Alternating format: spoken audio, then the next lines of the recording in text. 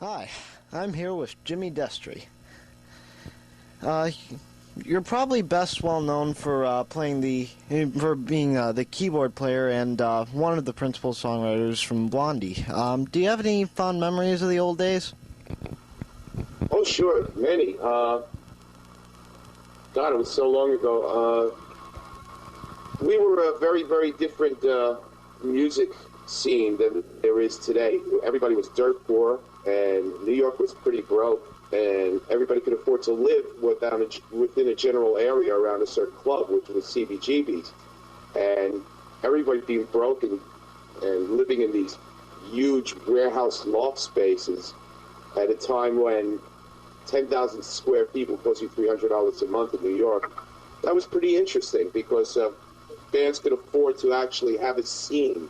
Now in New York, if bands were playing, they would all have to live outside the New York area, and there wouldn't be a scene. A band would come in at night play their show, and they go back home to Beaufunk or wherever they live. Now, back then, it was all within a 5-block radius, all these great bands being around each other, I don't mean great bands, but I mean great potential bands because it was original music and it was all new and that type of thing.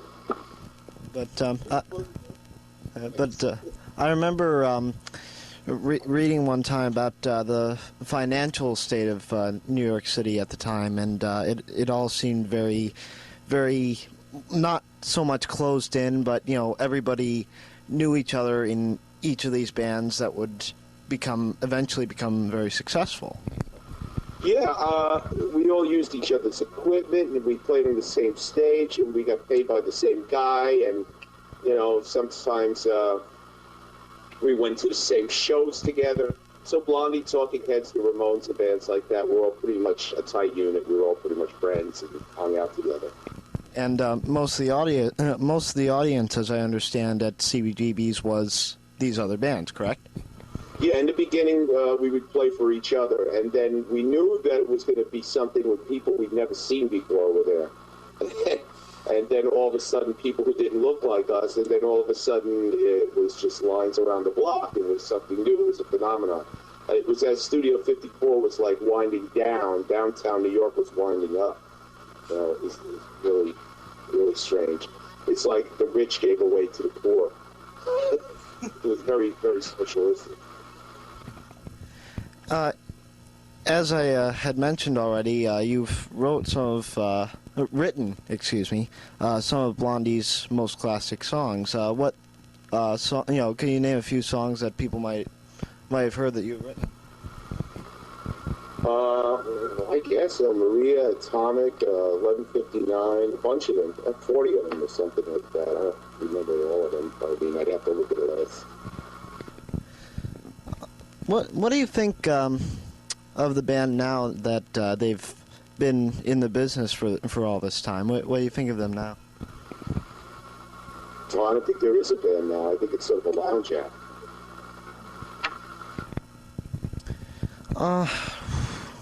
Well, how did it change your life? And I apologize. This whole interview isn't about Blondie, but I'm sorry. That's what I'm best known for. Well, I'm gonna go into other areas, obviously, a solo career and such.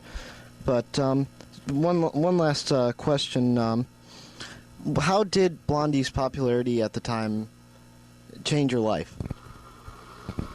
Well, there was a lot of money, and then there was a lot of negative things you could do with the money, and there was a lot of recognition, and I got recognition from people who thought my going into a musical career was a big mistake. There was a lot of kudos, a lot of peer applause, sort of.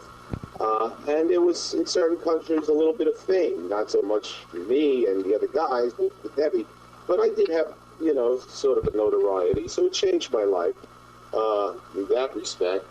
In other ways, not very much. I mean, I still had the same friends and did the same things and kept the same associates and exit foods and stuff like that. So it doesn't really change you too much. Just it makes your monthly nut go up and gives you bigger bills and stuff like that. It was really shocking when we came back after a long breakup and had the same success again. That's when it tasted sweeter. That's when it was really good. And that 5-year run or 4-year run from 1998 to 2002 or something, that was really the best time. When Blondie went on hiatus temporarily in 1981, you had released a solo album called Hard on the Wall. What was your inspiration to go out and make a solo release? I got time to kill. I had a lot of songs. I had too many songs to record with Blondie, and I wanted to get them recorded. And I just wanted to work with a different bunch of musicians, and that's how it came out. It was just a lot of fun to do. I've listened to the record. It's quite good. So. Thank you. After the band disbanded, you focused a little bit less time on the music industry and more time on building industry. Was it frightening to begin a new job, especially outside of what you're used to in the entertainment field? To prove that I wasn't a fluke, and the way to do that, and I didn't really like that big snare drum 80s sound and stuff like that, and I was really getting tired of the music industry, so I knew a little. I went to art school, and I knew a little bit about architecture, and I wanted to build stuff. And a song lasts for 6 months, a building could last for 6 years. I don't know, 60 years, 100 years, and something that you leave behind. And I drive around Manhattan and see some things that I helped design and build that were pretty cool. And my son's coming in for a second. Hi, Jim. That's Jimmy Jr. But anyway, that was fun for a while. But what it did mostly was take the business out of music and make it a hobby again for me. And once it became a hobby, I started to enjoy it more. And I think it was one of the best things I ever did, at least what Shrink tells me. It's changing careers midstream and really grounded me. And that's why I enjoyed going back to music, basically, instead of burning out of it. Well, it's good to sort of take a break from it and then eventually go back to it with much more grounded sense of, okay, here's the game plan. No, it wasn't that much. I had to go back and enjoy it again. Game plan has really nothing to do with it as far as, because I always flew by the seat of my pants, but I just didn't enjoy it anymore.